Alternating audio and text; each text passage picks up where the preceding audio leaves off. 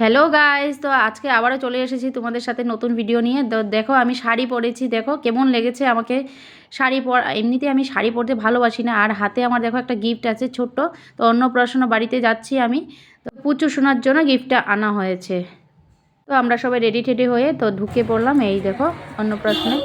তো গেস্ট হাউসে করেছিল, তো পুচু শোনার সাথে একটু ফটো টটো তুলে নিলাম। দেখো আমরা সবাই ফটো টটো তুলে নিলাম, এইদিকে লোকজন সবাই, আর এদিকে ঘুমিয়ে আছে পুচু সোনা, আর এদিকে সবাই দেখো এনজয় করছে। তো তো আমরা একটু ওয়েট করছিলাম আমার হাজব্যান্ডের ফ্রেন্ডরা আসবে বলে। তো ফ্রেন্ডের বউ আসবে বলে একটু ওয়েট করছিলাম। তো কি করব, এদিকে আমরা আবারও ফটো ভিডিও করে নিলাম। এই দেখো আমার তো হ্যাবিট, তোমরা জানোই যে কোথাও গেলে ফটো ভিডিও করতে আমি খুবই পছন্দ করি, আমার মেয়ের সাথে, এদিকে আমার বরের সাথে। আর এদিকে দেখো পুচু সোনা বসে বসে কি করছে, তো ফটো উঠাচ্ছে, ভিডিও করছে, আমিও ভিডিও করে নিলাম। তো খুবই কিউট একটা বাচ্চা, এই দেখো সবাই করছে ওকে।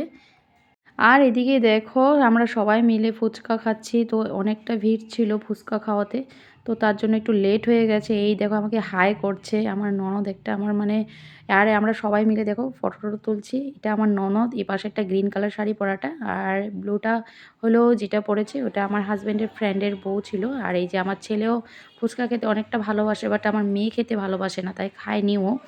আমি খেয়েছি, আমার ছেলে খেয়েছে।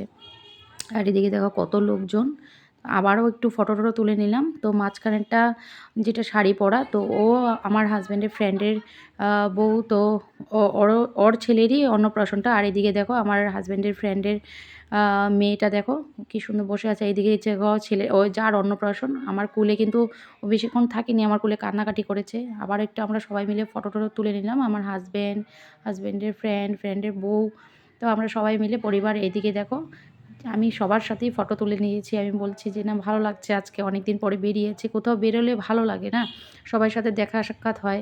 তো সবাই মিলে, আর এদিকে দেখো খাওয়া দাওয়া, এখন সবাই মিলে খাওয়া দাওয়া করছে, বাট আমরা জায়গা পাইনি, অনেকটা লেট হয়ে গেছে আমাদের খাওয়া দাওয়া করতে করতে। তারপরে কি করব, আমরা তো জায়গা পেয়েছি, কিন্তু আমার হাজব্যান্ডের ফ্রেন্ডরাও জায়গা পায়নি, তার জন্য বলেছি একটু পরে খাওয়া দাওয়া করি।